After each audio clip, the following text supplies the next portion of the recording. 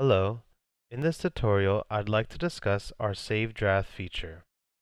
If you ever get logged out of your account, switch to another feature on the platform, or get timed out while working on a message or email, and are concerned about losing all that progress you have made so far, don't worry. Our system automatically saves your work so that you can resume from where you left off. Let me demonstrate how to use this feature. For instance, I'll start composing a message in our text editor. While working on that message, I decide to import my contacts into the distribution list I plan to send it to. If I navigate away from the message to the distribution list section, it may seem like I lost all the progress I had made so far.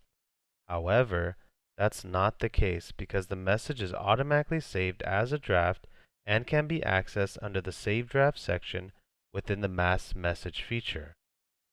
When you choose the Save Draft option, you'll find the message you were previously working on. Simply select the message and click on Edit to open it up.